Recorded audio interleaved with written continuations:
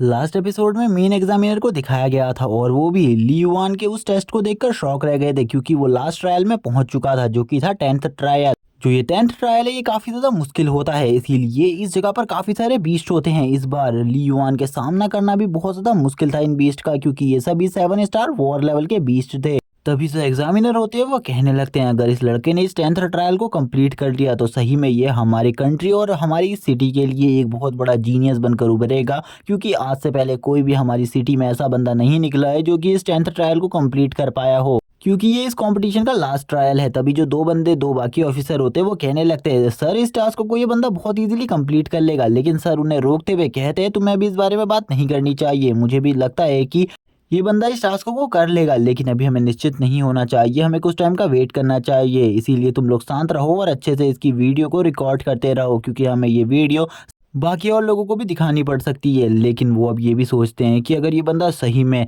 इस कंपटीशन को जीत जाता है तो काफ़ी सारी यूनिवर्सिटीज़ होंगी जो कि इसे हमारी यूनिवर्सिटी से इसको छीनना चाहेंगी। इसी के बाद हमें फाइट का सीन दिखाते हैं जिस जगह पर जो वो बीस्ट होता है उसने अभी भी ली युआन के बीस्ट को घेरा हुआ था, लेकिन जो ली युआन का बीस्ट होता है वो काफ़ी ज़्यादा स्ट्रॉन्ग ब्रेथ को रिलीज करने लगता है। लेकिन इस टाइम तक वो भी काफ़ी ज़्यादा थक चुका था, इसीलिए वो अपने फाइनल अटैक ऑटोमिक ब्लास्ट को यूज़ करने के लिए तैयार हो जाता, क्योंकि ये उसका फाइनल मूव था। इसीलिए ये अटैक काफ़ी ज़्यादा पावरफुल होने वाला था। इसी वजह से वो काफ़ी सारी एनर्जी को गैदर करने लगता है जिस टाइम पर वो बीस्ट उसके ऊपर हमला करते हैं, लेकिन वो उन बीस्ट के हमलों से बच भी रहा होता है। तभी एक बीस्ट का जो जबड़ा होता है वो उसी टाइम पर तोड़ देता है, जिसे देखकर ये सभी लोग काफ़ी ज़्यादा हैरान होते हैं। वो कहते हैं ये सभी वॉर लेवल के बीस्ट उसे नुकसान भी नहीं पहुंचा पा रहे। इसका मतलब है जो ये बंदा है इसने अपने इस बीस्ट की पावर को जनरल लेवल तक पहुंचा दिया है। ये जनरल लेवल के 3 स्टार पर पहुंच गया है, इसीलिए हमें कोई भी चिंता करने की ज़रूरत नहीं है।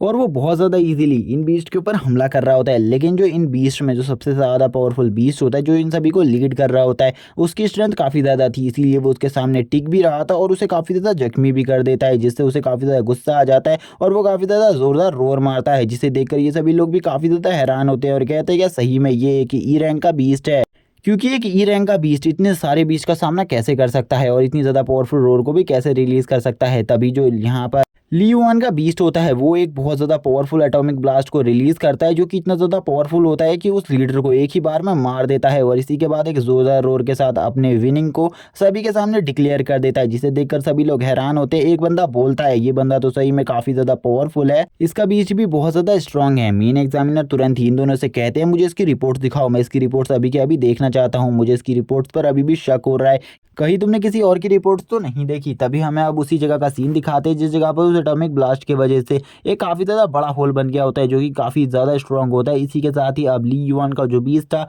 वो इस फाइट को जीत चुका था। ली युआन अब इन सब चीज़ों को देखकर बोलता है मैंने सारे के सारे ट्रायल को कंप्लीट कर लिया है, जिस वजह से मुझे ऐसा लगता है झाओ टियान पूरे के पूरे 10th ट्रायल को कंप्लीट नहीं कर पाएगा, इसीलिए मैं इस कॉम्पिटिशन को बहुत ज़्यादा ईजिली विन कर लूंगा। और अब वो यही खुशी के साथ काफ़ी ज़्यादा खुश होने लगता है और अब वो उसके लिए काफ़ी सारे मिडिल ग्रेड के स्पिरिट स्टोन भी तैयार कर लाया था और वो झाओ टियान की उस शकल को देख रहा होता है जब उसने ये शर्त को लगाया था और अपने मन में कहता है झाओ टियान तुमने एक गलती कर दी, तुमने गलत बंदे से इस चीज़ को कर लिया, अब यहाँ पर तुम्हें वो सारे के सारे स्पिरिट स्टोन खाने होंगे, जिसके बाद जो तुम्हारी हालत होगी वो काफ़ी ज़्यादा खराब होगी जिसके बारे में तुम सोच भी नहीं सकते।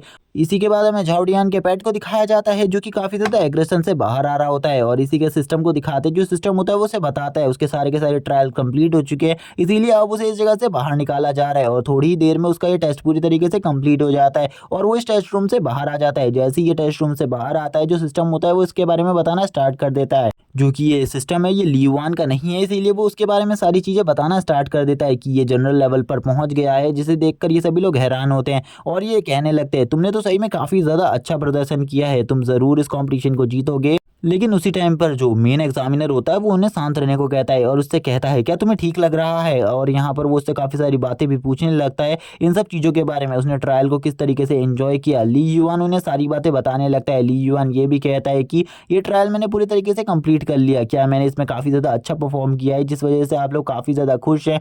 तभी जो बाकी दोनों ऑफिसर्स होते हैं वो उससे कहने लगते हैं तुमने अच्छा परफॉर्म नहीं किया है बल्कि तुमने बहुत ज़्यादा अच्छा परफॉर्म किया है, तुम इसके बारे में सोच भी नहीं सकते, लेकिन तुम काफ़ी ज़्यादा अच्छे हो क्योंकि तुम्हारे अंदर बिल्कुल भी ईगो और एटीट्यूड बिल्कुल ही नहीं है।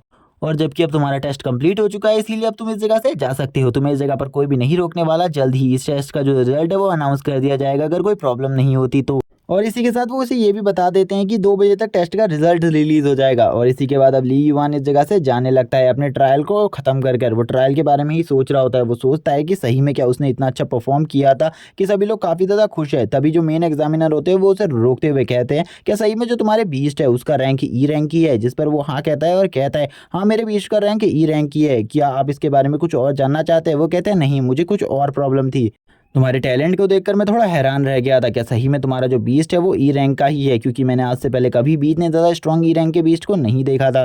ली युआन बताने लगता है कि उसका बीस्ट पहले से ही इतना ज़्यादा स्ट्रॉन्ग नहीं था। आजकल ही में उसका बीस्ट काफ़ी ज़्यादा स्ट्रॉन्ग हो गया है, जिसे सुनकर वो भी हैरान होते हैं। वो कहते हैं, तुम यहाँ से जा सकते हो। अब जो दोनों एग्जामिनर होते हैं वो उससे पूछते हैं, क्या आपको कुछ समझ में आया? तो वो कहते हैं, मुझे इसके बारे में कुछ भी समझ में नहीं आया, लेकिन इस बंदे की जो स्ट्रेंथ है और इसने जिस तरीके से इस एग्ज़ाम को दिया है, सही में ये एक उभरता हुआ सितारा है और आगे चलकर ये हमारे कॉलेज का नाम बहुत ज़्यादा रोशन करेगा। और अगर ये इसी तरीके से हाई स्कूल में भी परफॉर्म करेगा तो ज़रूर एक दिन ये गॉड लेवल पर भी पहुंच जाएगा स्पिरिट पेट के। इसी के साथ ही अब हमें बाहर का सीन दिखाते हैं। बाहर सभी लोग काफ़ी ज़्यादा हैरान होते हैं। सभी लोग आपस में बातें करने लगते हैं इन सब चीज़ों के बारे में कि उन्होंने कंपटीशन को किस तरीके से दिया।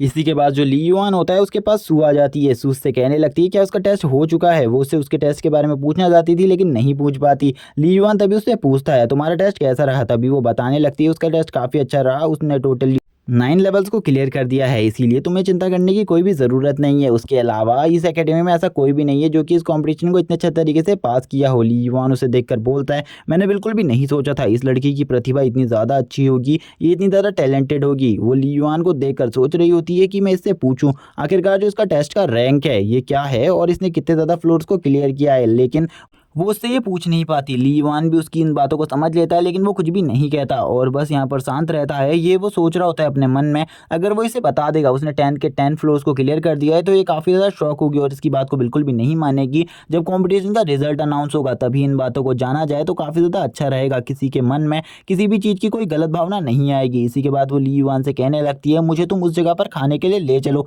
जिस जगह पर हम पहले खाया करते थे। ली युआन भी उसकी बात को मान जाता है लेकिन उससे कहता है, वो जगह तो काफ़ी ज़्यादा दूर है, अगर हम उस जगह पर जाएंगे तो शायद से हम लेट हो सकते हैं एग्ज़ाम का रिजल्ट देखने में। तभी वो उससे कहती है, तुम चलो यहाँ से, वैसे भी हमें एग्ज़ाम के रिजल्ट से कोई मतलब नहीं है। तुम यहाँ पर ये मत सोचो कि मेरे अलावा इस कंपटीशन को कोई और जीत सकता है। अगर यहाँ पर बात रही झाओ डियान की तो वो मेरे आसपास भी नहीं भटकेगा। और इसी के साथ ही अब ये दोनों इस जगह से निकल जाते हैं। लेकिन ली युआन को तो पता था कि जो सू है वो बिल्कुल भी इस कॉम्पिटिशन को टॉप नहीं करने वाली, लेकिन वो इसके बारे में कुछ भी नहीं बताता। इसी के बाद हमें वापस से स्कूल का सीन दिखाते हैं। स्कूल में काफ़ी सारे लोग आपस में बातें कर रहे होते हैं। तभी एक बंदे को सभी लोग देखने लगते हैं जो कि और कोई नहीं झाओ डियान होता है। जैसे ही झाओ डियान इस जगह पर आता है कुछ लोग कहने लगते हैं, ये तो एस रैंक वाली प्रतिभा है हमारे स्कूल की, सही में ये एक बंदा काफ़ी ज़्यादा टैलेंटेड है। ये आते ही सभी को बताने लगता है कि इसने टोटल 7 फ्लोर्स को क्लियर कर दिया है, इसीलिए इस एकेडमी में यानी कि इस स्कूल में ये सोल बीस्ट कंपटीशन हुआ है, इसमें टॉप रैंकिंग वही हासिल करेगा, यानी कि वो फर्स्ट आएगा।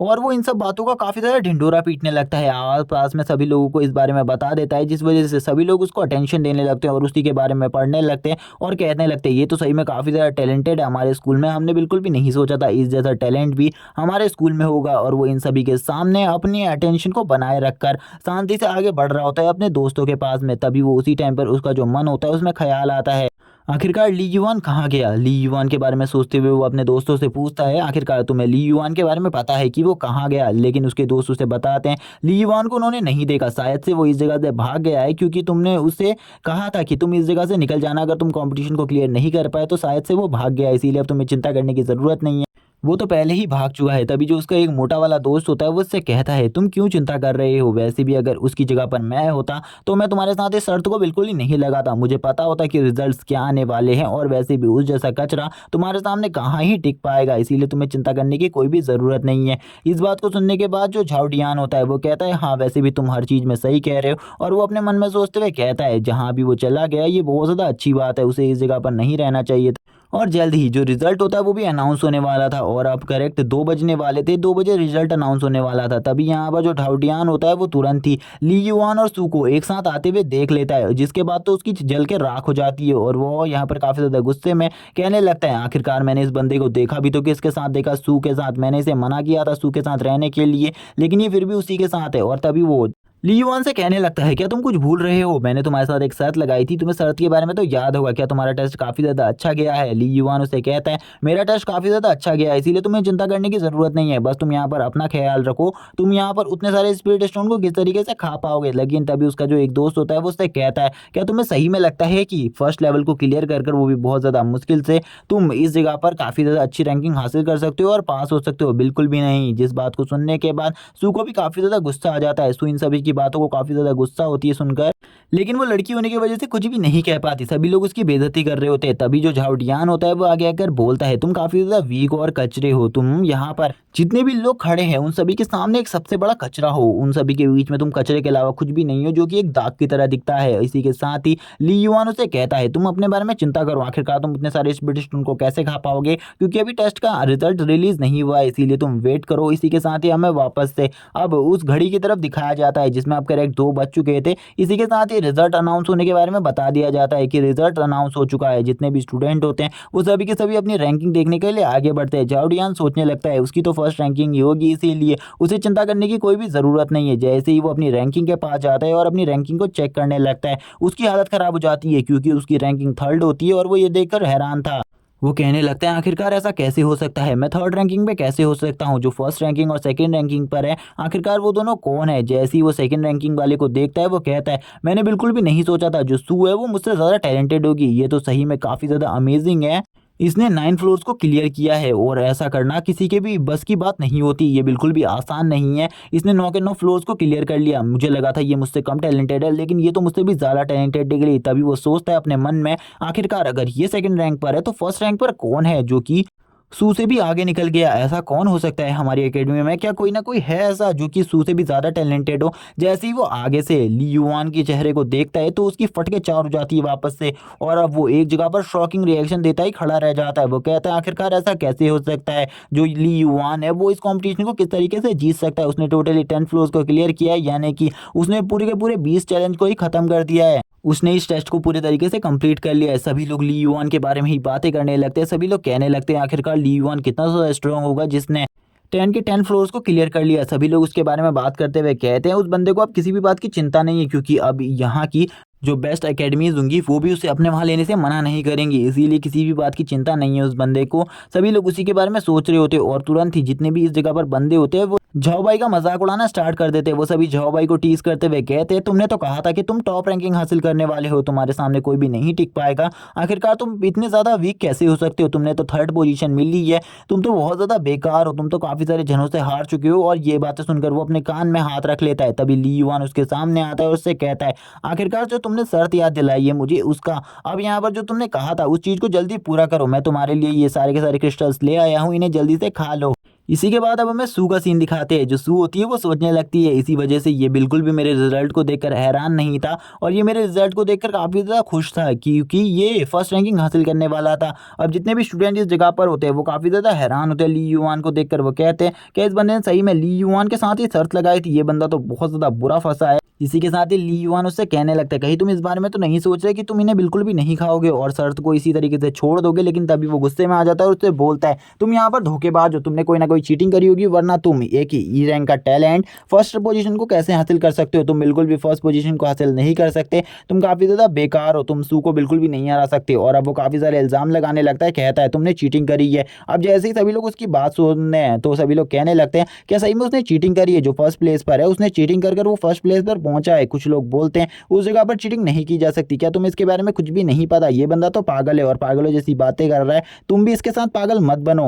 ली युआन जैसे ही ये कहता हुआ सुनता है कि सभी लोग उसे चीटर कह रहे हैं तो उसे काफ़ी ज़्यादा बुरा लगता है। वो कहता है, मैं बिल्कुल भी चीटर नहीं हूँ, अगर तुम हार चुके हो तो अपनी हार को तुरंत ही मान लो, तुम्हें यहाँ पर यही से कुछ भी कहने की ज़रूरत नहीं है कि मैंने चीटिंग करी है, इसीलिए तुम शांत हो जाओ। वो काफ़ी ज़्यादा गुस्से में अभी भी चिल्ला रहा होता है और कहता है, तुम एक चीटर हो, तुमने कोई ना कोई चीटिंग जरूर करी होगी, वरना तुम इस कॉम्पिटिशन में फर्स्ट रैंक को कैसे हासिल कर पाए? एक ई रैंक टैलेंट कितना ज़्यादा वीक होता है इसके बारे में मुझे अच्छे तरीके से पता है, इसीलिए तुम इसके बारे में मुझे बिल्कुल भी मत समझाओ। तभी जैसे ही कुछ लोग उसके बारे में सुनते हैं कि उसका जो टैलेंट बीस्ट है वो एक ई रैंक का बीस्ट है, कुछ लोग कहने लगते हैं, हाँ ये बात तो सच है, कोई ई रैंक का टैलेंट यानी कि कोई ई रैंक का बीस्ट बिल्कुल भी इस काम को नहीं कर सकता। अब यहाँ पर तुरंत ही उसका सिस्टम भी सामने आता है और उससे कहने लगता है, तुम्हारे लिए तो एक बहुत बड़ी प्रॉब्लम क्रिएट हो गई है, इस प्रॉब्लम से बाहर निकलने के लिए तुम्हें काफ़ी ज़्यादा मेहनत करनी पड़ेगी, मुझे ऐसा लगता है। ली युआन उससे बोलता है, जाओ भाई, तुम्हें यहाँ पर ज़्यादा तमाशा करने की कोई भी ज़रूरत नहीं है। तुम सर हार चुके हो और ये साफ़ हो चुका है। इसीलिए इन सब चीज़ों के बारे में मत सोचो और तुरंत ही इसे खा लो। लेकिन वो उसे गालियाँ देते हुए कहता है,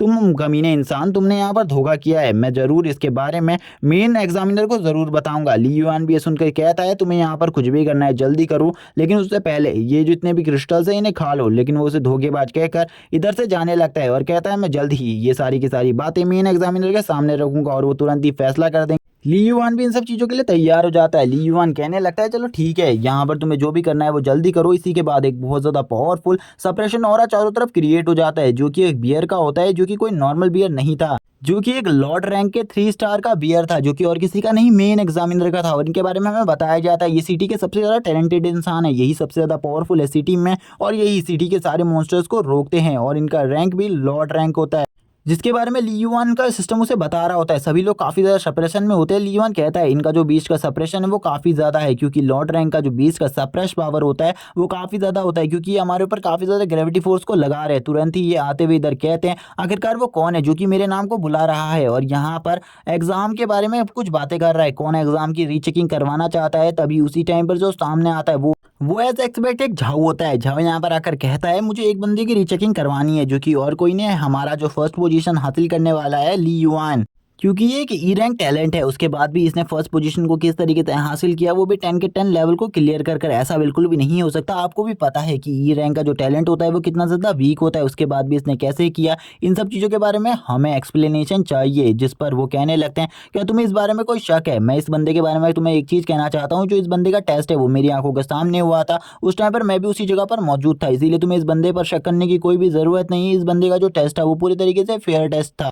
ये सुनने के बाद तो उसकी और ज़्यादा हालत ख़राब हो जाती है। वो कहता है, आखिरकार ऐसा कैसे हो सकता है। प्लीज़ वो उनसे कहने लगता है, क्या पता आपने कोई गड़बड़ी हो गई हो, क्योंकि उस जगह पर ये कोई ना कोई चीटिंग का सामान तो लेकर ही गया था, जिस वजह से ये फर्स्ट पोजीशन को हासिल किया होगा। सभी लोग अब ली युआन के फेवर में आने लगते हैं। कुछ लोग झाओ के भी फेवर में आते हैं, लेकिन ज़्यादातर लोग ली युआन के फेवर में ही थे, क्योंकि उन्हें पता था कि जो सीनियर एग्जामिनर है वो बिल्कुल भी गलती नहीं कर सकते। अब वो सीनियर एग्जामिनर के सामने भी चिल्लाते हुए कहता है कि ज़रूर उसमें कोई ना कोई गड़बड़ी हुई होगी, या फिर वो मशीन में गड़बड़ी हो गई होगी, वरना ये बंदा बिल्कुल भी फर्स्ट पोजीशन को हासिल नहीं कर सकता। तभी जो एग्जामिनर होते हैं वो कहने लगते हैं, क्या तुम्हें ऐसा लगता है कि मैंने इसका एग्जाम को रिजल्ट है उसमें चीटिंग करी है, क्या तुम मेरे ऊपर शक कर रहे हो। और वो काफ़ी ज़्यादा गुस्से में ये सारी बातें करते हैं। तभी जो झाऊ होता है वो काफ़ी ज़्यादा शर्मिंदा हो जाता है। वो उनसे कहने लगता है, ऐसा बिल्कुल भी नहीं हो सकता, आप बिल्कुल भी चीटिंग नहीं करवा सकते किसी को भी। इस बारे में मुझे भी पता है और बाकी सभी को भी पता है, लेकिन सभी को ये भी पता है कि एक ई रैंक का टैलेंट कितना ज़्यादा कमज़ोर होता है, और ये बात आप भी अच्छे तरीके से जानते हैं। तो ऐसा कैसे हो सकता है।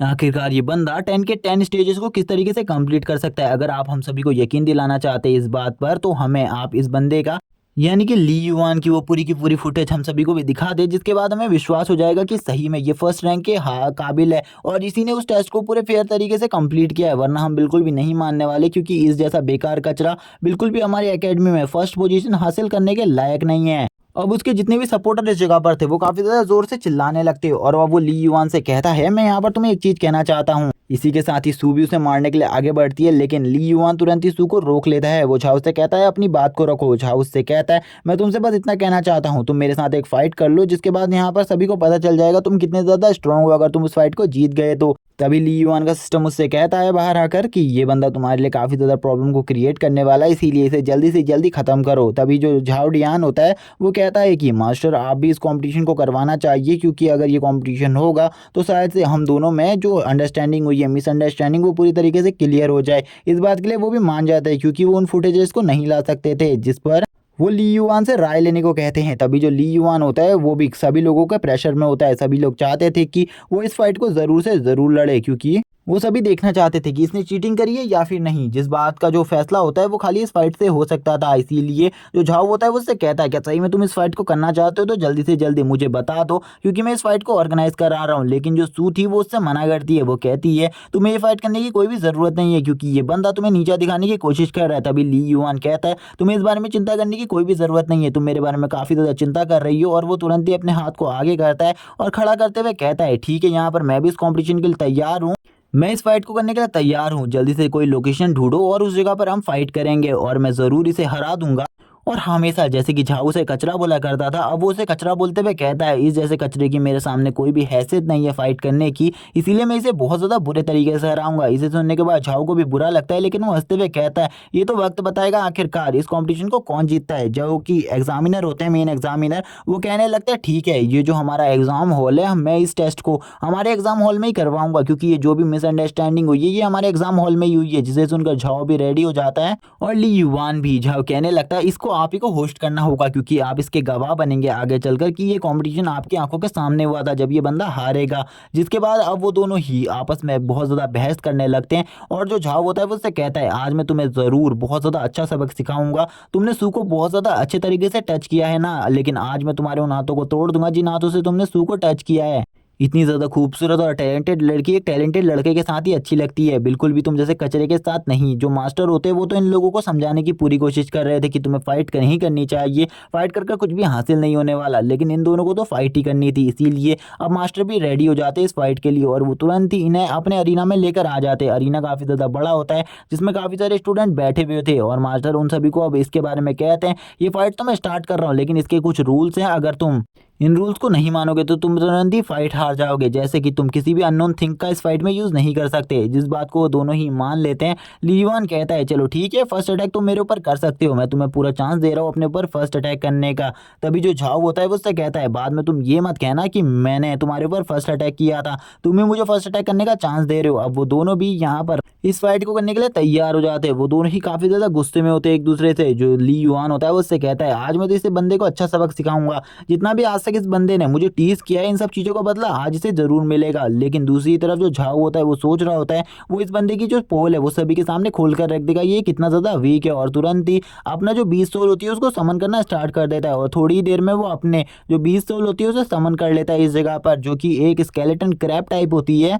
जैसा कि हमें इस सोल के बारे में पहले ही बता दिया गया है कि ये एक वॉर जनरल लेवल की सोल है, जिसको देखकर सभी लोग शॉक हो जाते हैं। वह कहते हैं, सही में एक एसएस रैंक 20 काफ़ी ज़्यादा पावरफुल होता है, इसका जो ऑरा है वो चारों तरफ अरीना में फैल चुका है। आज हम पहली बार एक एसएस रैंक 20 को देख रहे हैं, क्योंकि ये काफ़ी ज़्यादा अमेजिंग होता है। सभी लोग इसको काफ़ी ज़्यादा अच्छे तरीके से देखने लगते हैं, क्योंकि उन्हें काफ़ी ज़्यादा अच्छा लग रहा था ये बीस्ट। इसी के साथ ही जो झाओ का बीस्ट होता है वो ली युआन के ऊपर हमला कर देता है, लेकिन ली युआन ने अभी तक अपने बीस्ट को नहीं निकाला होता। तभी जो झाओ का बीस्ट होता है वो झाओ की तरफ से कहने लगता है, तुम काफ़ी ज़्यादा वीक हो, तुम हमारे सामने बिल्कुल भी नहीं टिक सकते। तभी जो बाकी जो जितने भी इस जगह पर स्टूडेंट होते हैं वो कहते हैं, अभी तक ली युआन ने अपने बीस्ट को क्यों नहीं निकाला, क्या सही में उसने चीटिंग करी थी। कुछ लोग कहने लगते हैं, सही में उसका बीस्ट शायद से इतना ज़्यादा कमज़ोर है जो ई रैंक का बीस्ट है, जिस वजह से वो इस जगह पर नहीं आ सकता और सामना भी नहीं कर पाएगा।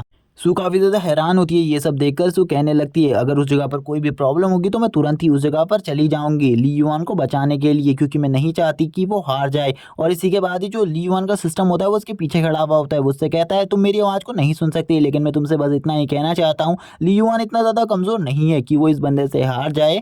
और वैसे भी उस जगह पर एग्जामिनर खड़े हुए हैं और उनके अलावा और कोई भी इस टाइम पर इतना ज़्यादा स्ट्रांग नहीं है कि इस भीड़ में उसके इस पावरफुल बीच का सामना कर सके तुम्हारे अलावा, और ये जरूर को यहाँ पर कोई भी गड़बड़ी नहीं करे। तभी जो ली युआन होता है वो जोर से चिल्लाता है, तुम सभी लोग मेरे स्पिरिट बीस्ट को देखना चाहते हो तो ठीक है, यहाँ पर मैं तुम्हें अपने स्पिरिट बीस्ट से रूबरू करवाता हूँ। इसी के साथ ही अब उसकी जो आंखें होती हैं वो भी ग्लो करने लगती हैं और अब वो अपने स्पिरिट बीस्ट को समन कर लेता है। थोड़ी देर में इस जगह पर उसकी जो रेप्टाइल बीस्ट होती है, यानी कि ये एक डायनासोर है, वो इस जगह पर आ जाता है और इसकी हाइट काफ़ी ज़्यादा होती है, क्योंकि ये इस स्केलेटन मॉन्स्टर से भी ज़्यादा बड़ा था, जिसको देखकर सभी हैरान हो जाते हैं। सभी लोग कहते हैं कि ये तो बिल्कुल भी एक ई रैंक का बीस्ट नहीं है, क्या बकवास चल रहा है, ये ई रैंक का बीस्ट कैसे हो सकता है, ये तो काफ़ी ज़्यादा स्ट्रॉन्ग है। जो सामने से झाओ का बीस्ट होता है वो भी इस बीस्ट को देखकर हैरान होता है, ये दोनों ही एक दूसरे को देख रहे होते हैं। तभी जो ली युआन का बीस्ट होता है वो झाओ के बीस्ट को देखकर बोलने लगता है, तुम आज बिल्कुल भी नहीं बचोगे, तुम्हें आज खत्म कर दिया जाएगा इसी जगह पर। इसी के साथ ही इस जगह पर फाइट स्टार्ट हो जाती है। जो ये फाइट होती है ये काफ़ी ज़्यादा इंटेंस होती है, ये दोनों ही एक दूसरे को हराने की पूरी कोशिश कर रहे थे और इस जगह पर जो ज़मीन होती है वो बहुत ज़्यादा बुरे तरीके से ध्वस्त भी होने वाली थी। इसी के साथ ही जो झाओ का बीस्ट होता है वो अपने काफ़ी ज़्यादा पावरफुल अटैक को कर देता है, लेकिन ली युआन का बीस्ट भी अपने हैंड पाम अटैक को कर देता है, लेकिन इस अटैक से वो तुरंत ही बचने की कोशिश करता है, क्योंकि उसे इसके बारे में पता चल गया था कि ये अटैक काफ़ी ज़्यादा स्ट्रॉन्ग होने वाला है, क्योंकि इसके बारे में पहले ही ली युआन ने उसे बता दिया था कि ये अटैक इतना ज़्यादा पावरफुल है कि इस अटैक की वजह से उसके बीस्ट की सारी हड्डियां भी टूट सकती है। इसीलिए वो इस अटैक को देखते ही अपने बीस्ट को तुरंत ही पीछे कर लेता है, जिस वजह से ये अटैक जैसे ही जिस जगह पर लगता है उस जगह पर एक बहुत ज़्यादा बड़ा गड्ढा बन जाता है और ये गड्ढा इतना ज़्यादा बड़ा था कि इसको देखकर झाओ भी हैरान था। इसी के साथ ही अब झाओ के बीस्ट को दिखाते हैं जो कि पीछे आने की वजह से थोड़ा बहुत डर भी गया था, लेकिन वो अभी भी इतना ज़्यादा वीक नहीं था कि वो इस बीस्ट का सामना ना करे और इस जगह से भाग जाए। झाओ अपने बीस्ट से कहता है तुरंत ही उसके ऊपर अपनी मल्टीपल स्ट्राइक अटैक से अटैक करो उसके ऊपर और उसकी हालत को काफ़ी ज़्यादा ख़राब कर दो और उसको बहुत बुरी तरीके से जख्मी कर दो। और वो तुरंत ही उसकी ऐसी बात सुनकर अपने जो क्रैप वाले पंजे होते हैं उनसे अटैक करने के लिए आगे बढ़ता है। और गाइज यहाँ पर मैं पहले ही बता दूं जो ली युआन का बीस्ट है वो काफ़ी ज़्यादा स्ट्रॉन्ग है क्योंकि वो जनरल लेवल पर है और ये अभी भी वॉर लेवल पर है, इसीलिए इसका सामना उसके लिए करना बहुत ज़्यादा मुश्किल बात है। इसी के बाद झाओ का बीस्ट भी अब आगे बढ़ने लगता है। झाओ का बीस्ट काफ़ी ज़्यादा गुस्से में ली युआन के बीस्ट से कहता है तुम आज बिल्कुल भी नहीं बचोगे, लेकिन जो ली युआन का बीस्ट था वो झाओ के बीस्ट को बार बार उठा के पटकने लगता है और बहुत ज़्यादा बुरे तरीके से उसकी बॉडी को कुचलने लगता है। और ये देखकर तो अब झाओ को भी समझ में आ जाता है कि ये सामने वाला बीस्ट जिससे वो सामना कर रहा है वो काफ़ी ज़्यादा स्ट्रॉन्ग है, उसका सामना करना इतना भी आसान नहीं होने वाला उसके लिए। ली युआन के बीस्ट का हर अटैक इतना ज़्यादा स्ट्रॉन्ग हो रहा था, झाओ का बीस्ट उसके हर अटैक को बिल्कुल भी नहीं संभाल पा रहा था। कुछ कुछ अटैक तो उसकी पावर से इतने ज़्यादा इंसेन थे कि वो उन अटैक की वजह से काफ़ी ज़्यादा घायल भी हो गया था। अब ली युआन के बीस्ट को काफ़ी ज़्यादा प्लस पॉइंट मिल रहा था, वो काफ़ी ज़्यादा बुरे तरीके से झाओ के बीस्ट को पीट रहा था जिससे झाओ भी समझ जाता है कि इसका सामना करना बहुत ज़्यादा मुश्किल होने वाला है। और यहाँ पर एक सीन तो काफ़ी ज़्यादा अमेजिंग होता है जिसमें वो उसको उठाकर दोनों ही तरफ पटकने लगता है। अब यहाँ पर जितने भी स्टूडेंट्स हैं वो समझ जाते हैं जो ली युआन है उसका बीस्ट काफ़ी ज़्यादा स्ट्रॉन्ग है, इसीलिए अब उन्हें असलियत समझ में आ जाती है और वो झाओ से कहने लगते हैं तुम धोखेबाज हो, तुम यहाँ पर सभी को झूठ बोलकर इस जगह पर लाए हो और तुमने सभी का टाइम वेस्ट किया है। अब हमें वापस से सीन दिखाया जाता है सू का। सू कहती है मैंने आज से पहले बिल्कुल भी इसके बीस्ट को नहीं देखा था, लेकिन इसका बीस्ट मेरे बीस्ट से भी काफ़ी ज़्यादा अमेजिंग है। मैंने इतना ज़्यादा पावरफुल अटैक बिल्कुल भी नहीं देखा। और वो काफ़ी ज़्यादा हैरान भरे लुक से यहाँ पर उसके बीस्ट को देख रही होती है, लेकिन तभी जो झाओ होता है उसे ये हार बिल्कुल भी बर्दाश्त नहीं होती और वह कहने लगता है मैं तुमसे बिल्कुल भी नहीं हार सकता, मैं तुम जैसे कचरे से बिल्कुल भी नहीं हार सकता, इसीलिए तुम आज मरने के लिए तैयार हो जाओ, आज तुम्हें मरना होगा और इस तुम्हारे बीस्ट को भी जिसने मेरे बीस्ट को नुकसान पहुंचाया है। अब ली युआन का बीस्ट भी गुस्से में होता है, इसीलिए वो उसे थोड़ा बहुत पीछे धक्का दे देता है और काफ़ी ज़्यादा पीछे फेंक देता है एक लात मार कर, जिसके बाद सभी को ऐसा लगने लगता है कि अब जो झाओ का बीस्ट है वो पूरे तरीके से ओवर हो चुका है, अब वो बिल्कुल भी स्टैंड नहीं कर पाएगा। लेकिन उसी टाइम पर जो झाओ होता है वो उस अपने बीस्ट को एक पिल खिला लेता है जो कि काफ़ी ज़्यादा पावरफुल पिल होती है, जिस वजह से उसका लेवल बढ़ जाता है, जिसको देखकर एग्जामिनर कहते हैं ये कॉम्पिटिशन अब पहले ही खत्म हो चुका है क्योंकि तुमने चीटिंग करी है झाओ, जिस वजह से जो झाओ का बीस्ट होता है उसका लेवल तुरंत ही जनरल लेवल के लेवल 3 पर पहुंच जाता है। लेकिन इसके काफ़ी सारे डिसएडवांटेज भी थे जिस वजह से इसके बीस्ट की जो इंजरी थी वो काफ़ी ज़्यादा बढ़ जाएगी और आगे चलकर इसका बीस्ट को रिकवर होने में 1 महीने का टाइम लगेगा। अब जो उसका सिस्टम होता है वो उससे कहता है ये बंदा तो तुम्हें हराने के लिए कुछ भी कर सकता है, इसीलिए तुम्हें इसे अच्छे तरीके से हैंडल करना होगा और इसे एक अच्छा सबक सिखाना होगा। तभी हमें वापस से एग्जामिनर को दिखाते हैं जो कि उससे काफ़ी ज़्यादा चिल्ला कर ये सारी बातें कह रहे होते हैं। वो झाओ से कहते हैं झाओ तुम्हें ये सब कुछ करने की कोई भी ज़रूरत नहीं है, तुम्हारा बीच बहुत ज़्यादा बुरी तरीके से घायल हो चुका है और तुमने चीटिंग भी करी है, इसीलिए तुम्हें इसकी सज़ा मिल सकती है। लेकिन ली युआन का बीस्ट अभी भी उससे फाइट करने के लिए तैयार था, लेकिन इस फाइट का जो रिजल्ट होता है वो अभी तक नहीं आया होता। तभी ली युआन कहता है चलो ठीक है मैं देखना चाहता हूँ आखिरकार अब तुम्हारे बीस्ट की पावर कितनी ज़्यादा बढ़ गई है, अब मुझे तुम्हें हराने में और ज़्यादा मज़ा आएगा। इसी के साथ ही अब झाओ बोलने लगता है क्या तुम्हें सही में लगता है कि तुम मेरे बीस्ट को इस टाइम पर हरा पाओगे? बिल्कुल भी नहीं, आज जो तुम्हारी हार है वो पक्की हो चुकी है। इसी के साथ ही वाला पार्ट यहीं पर एंड हो जाता है। वीडियो अच्छी लगी हो तो चैनल को सब्सक्राइब कर देना और कमेंट में नेक्स्ट पार्ट लिखना मत भूलना इसके नेक्स्ट पार्ट के लिए। Okay bye guys.